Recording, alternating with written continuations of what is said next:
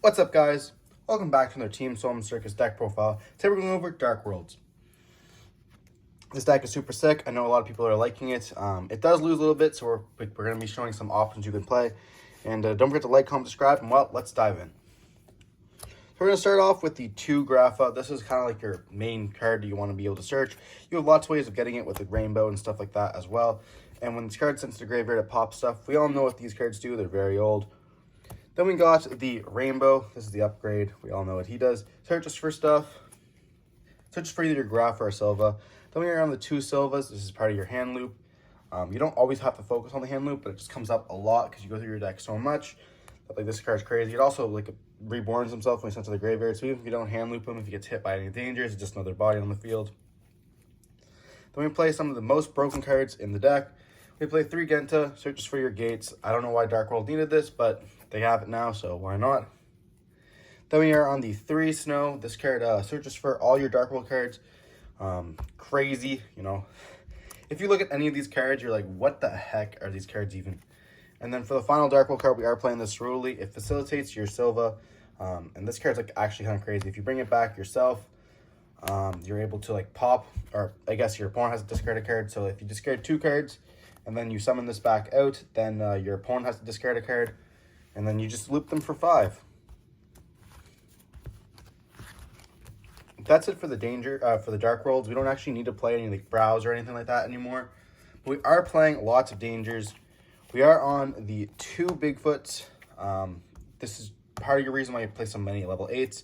We are on the 1 Thunderbird. I actually don't love this card, but it's necessary for the amount of back row decks that are in the format right now. As well as like this can pop like Lost and stuff like that if you're playing against any like deck. I feel like every deck sets like a little bit of a back row. So it's good to hit most of their stuff like that. And then we are on the 2 Nessies.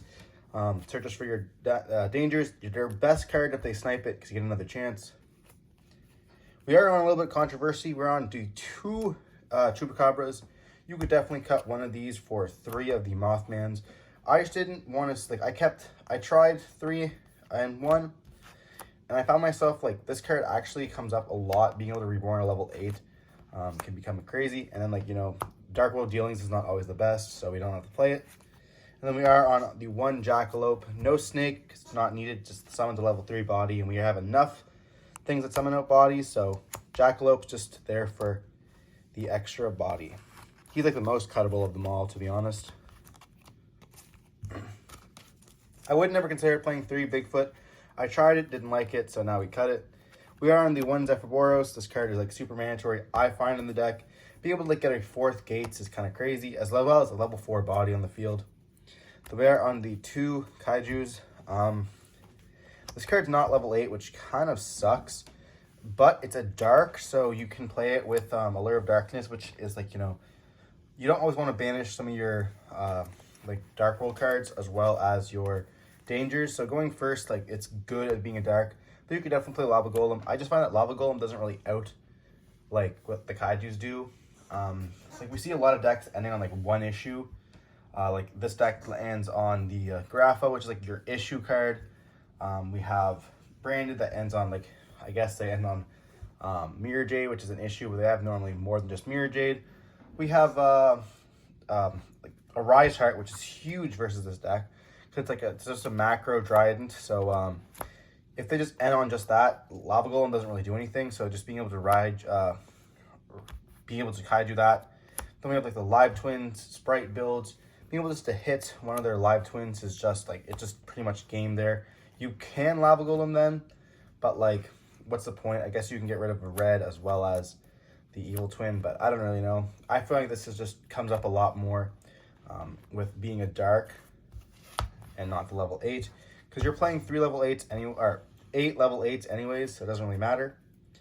Then we are on the 3 Gates, super mandatory. If you're playing any less than 3, then you're not playing a real deck. 2 Ascension. I know a lot of players are on 1 Ascension. I want to see this card. You guys will see it in the extra deck as well. And like, it doesn't ever hurt seeing this card. And if you have to put it back, you have to put it back. We are on the 1 Archives. This is to get your bodies really big. And it's like super free to draw 2 cards a lot of the time. You don't always need to see it as well. So it's like, that's why it's only a 1 of. We're on the 3 Layer of Darkness. One of the best cards in your deck. Searches for your stuff. Can't complain.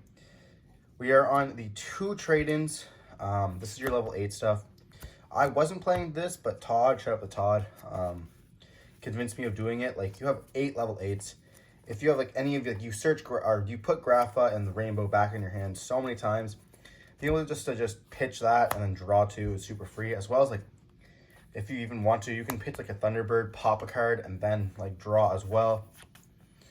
And then we are playing for the one card destruction, 1 triple tactics talents. Thrusts are in the side deck, so that's why we're playing only 1 of it. And you go through your deck so much, you don't really care to play more. There was a point in time where I was playing 2 of it, but I was seeing it way too often. It just was not worth it.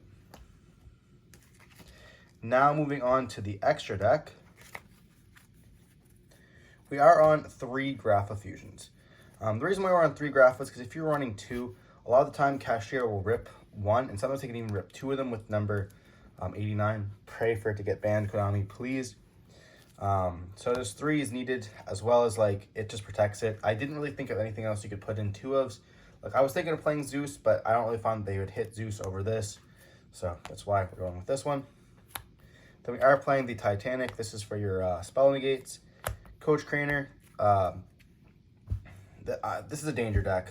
Danger darkworld deck. You play level 8s, you make this guy, you use the effect, you burn. This is how you win in time, because you go a lot through your combos. So like you most of the time gonna go in the time unless your opponent's just gonna scoop it up early, which hopefully if they're a good player, a lot of time they will do that. Then we have the Dugars. This is for the draw 2, or this can actually facilitate OTKs. It can make this Grapha huge. We're on the Baguska. Sometimes you just need to go for Baguska. MathMech has a little bit of a hard time outing this, as well as Flu just can't. So that's why we're playing it. Then for the links, we are on the Mudcracker busted card. This card should just be Darkworld, not Underworld, just Darkworld. Security Dragon and Akashi, these do the same thing practically, but you know, they just it bounces back your Ceruli as well as your Silva if you put it in the right zones correctly. We are on the 2 Fiends, Cerberus and the Phoenix. No Unicorn, you don't really need to, and this card's absolutely busted. Discard, and then you actually get the Kolik a lot in this deck, so important to note. Then we are on the 1 Scoldred as well as the 1 Appaloosa. You get bodies on the field, you make these 2. This card's absolutely busted. I go almost through this every single time I go through a match, unless I'm just like absolutely bodying my opponent.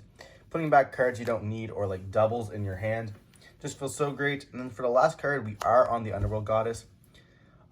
This is like your only out to Psychic and Punishers and stuff like that. Just being able to not out those bodies. Like we see there's a Adagnister player. When he gets to like a 4,000 attack monster, if I don't get the way to get my Grapha and get the body bigger, I can just like go into a bunch of bodies and then just Underworld Goddess it away.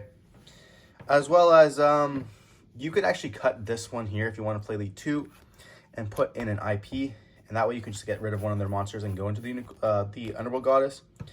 And this card is actually insane. Like, it being a towers is pretty nuts. And it's kind of hard out.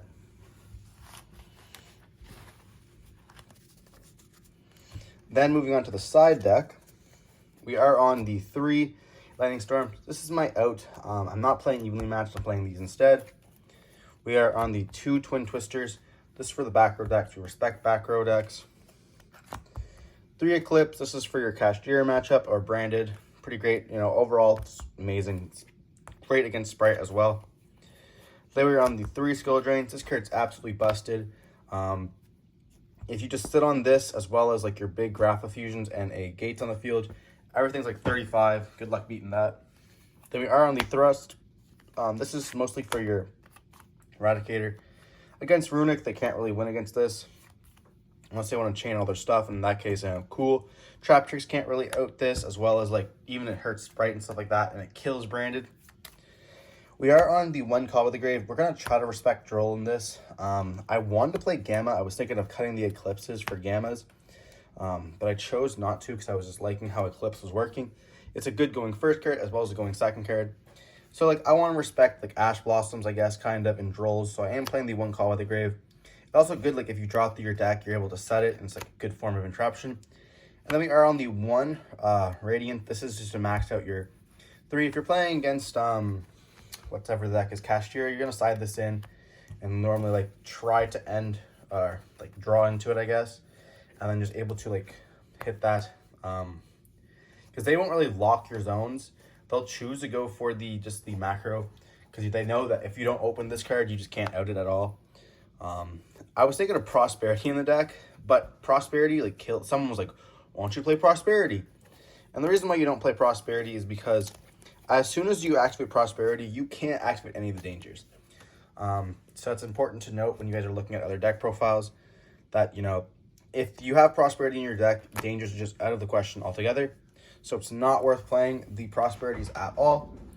Desires kind of hurts the deck a lot with the stuff. Yeah, you're going to be able to see your like Raijus, or Kaijus, I should say, not Raijus, Radiant Kaiju. But yeah, just you don't need to draw like any of those drawing cards. You just draw so much with all your dangers. And if they get sniped, they get sniped. But, you know, that's kind of like the casino deck of the format. If this video gets to 50 likes, we'll do a combo video as well as a, like, test hand video. So don't forget to smash that thumbs up button, and we'll see you in the next one. Stay safe. Peace.